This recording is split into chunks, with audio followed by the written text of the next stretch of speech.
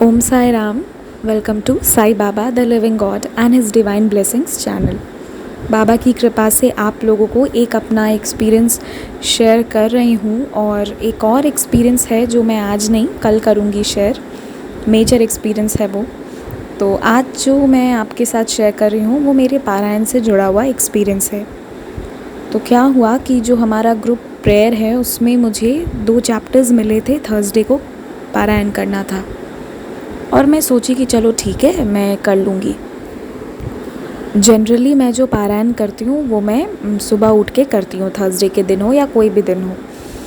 But अब उस दिन क्या हुआ था कि कल की ही बात है, उस दिन क्या कल की ही बात है, शाम में मुझसे एक डिवोटी हैं, उन्होंने पूछा कि दीदी ये जो आप ऊदी स्पेशल एक्सपीरियंसेस शेयर कर रहे हैं, जो हमारा दूसरा चैनल है बंदे हैं हम साईं के बाबा का चैनल, तो उस पे जब आप ऊदी का एक्सपीरियंस शेयर कर रही हैं तो उसके बाद आप क्यों नहीं व्रत पे कुछ एपिसोड्स कर रही हैं, मुझे व्रत के बारे में जानना है। तो मैंने कही कि चलो ठीक है, ये भी एक बात है। अच्छा हुआ उन्होंने कहा।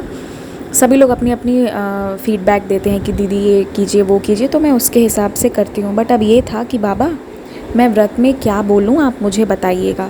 ठीक है, मुझे जो चीज़ें मालूम है वो तो है, but unless and until Baba guides हम कैसे कर सकते हैं। जैसे कि मेरे जो दूसरा बंदे हैं हम साईं के का वो जो चैनल है उस पर जो ऊदी के एक्सपीरियंसेस आ रहे हैं तो वो भी बाबा के ही गाइडेंस पे हो पाया, वरना अपने आप तो हो नहीं पाता वो।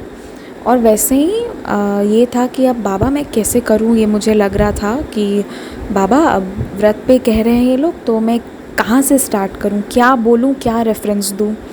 क्योंकि क्या हुआ था, जो ऊदी का हमारा एपिसोड आ रहा था तो उसमें ना एक क्वेश्चन आया था कि दीदी जिनके पास ऊदी नहीं है वो क्या करेंगे। तो मैंने एक बात कही थी कि मैं जो करती हूँ मैं आपको वो बता रही हूँ, मैं अगरबत्ती की जो विभूति होती है, जो राख होता है, मैं उसको ऊदी मानती हूँ और उसको यूज़ करती हूँ, ये बात मैंने कह दी थी। चैप्टर 33 और 34 में ऊदी की महिमा का वर्णन मेरे पास जो बुक है साई सच्चरित्र जी की उसमें किया हुआ है। मैं इतनी बार उस चैप्टर को पढ़ चुकी हूँ पर आज तक मैं उस स्टोरी को भी जानती हूँ, इतनी बार सुना है, बट इस पर्टिकुलर लाइन पे मेरा ध्यान नहीं गया था कि वो जो उन्हें ऊदी की ज़रूरत पड़ी थी और उनके पास ऊदी नहीं थी तो उन्होंने अगरबत्ती की राख को ऊदी के फॉर्म में यूज़ किया था। फर्स्ट स्टोरी थी वो बिच्छू का डंक, ठीक है।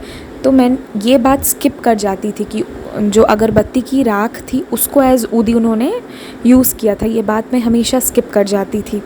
तो मैं बाबा से बोल रही थी कि बाबा मैंने तो ऐसा कह दिया है ऊदी वाला, बट क्या ये सच है कि क्योंकि मैं तो पूरा विश्वास करती हूँ पर मैंने ठीक तो कहा है ना। तो देखिए बाबा की क्या लीला हुई, वो मुझे उस लाइन पे जाके मेरा ध्यान चला गया, तो मैंने उसको ध्यान से पढ़ा तो ये ध्यान में आया कि अरे हाँ, इसमें तो लिखा हुआ है कि अगरबत्ती की जो राख है उसको हम एज ऊदी यूज़ कर सकते हैं। तो ये सच्चरित्र की ही बात मैंने बोली है, बाबा मुझसे पहले बोलवा दिए और बाद में ये दिखाएं जब मैंने डाउट किया अपने ऊपर। तो ये मेरा पहला एक्सपीरियंस था जो मैं पारायण करी उसका। दूसरा मेरे साथ ये हुआ कि जैसा मैं आपको बता रही थी कि मुझे व्रत के बारे में लोग पूछ रहे थे, तो मैं फिर बोली कि बाबा मैं कहाँ से बताना शुरू करूँ, क्या बताऊँ। तो जो चैप्टर मुझे असाइन हुए थे उस पर 30 और 31 जो मेरी बुक की है, तो उसमें वही एक स्टोरी आप लोगों को याद होगा कि 3 दिन तक एक लेडी जो थी वो बाबा के समक्ष व्रत करने का सोची थी। तो बस वहाँ से व्रत के बारे में क्या क्या कहना है मुझे बाबा रास्ता दिखा दिए कि तुम यहाँ से इनिशिएट कर सकती हो। तो ये बहुत प्यारी लीला हुई क्योंकि मुझसे जस्ट कोई डिवोटी बोल के गए थे और मैं बाबा के सामने ये बात रखी, तो कैसे बाबा मुझे पारायण के थ्रू आंसर कर दिए जो मेरे डाउट्स थे। बहुत अच्छा लगा मुझे इसके बाद, और आई एम प्रिटी श्योर कि बहुत जल्द मैं उस पर भी करूँगी बाबा की इच्छा से। तो बस यही थे मेरे एक्सपीरियंसेस, छोटे छोटे कुछ एक्सपीरियंसेस जो ग्लोबल पारायण महापारायण के पारायण के थ्रू मुझे मिले।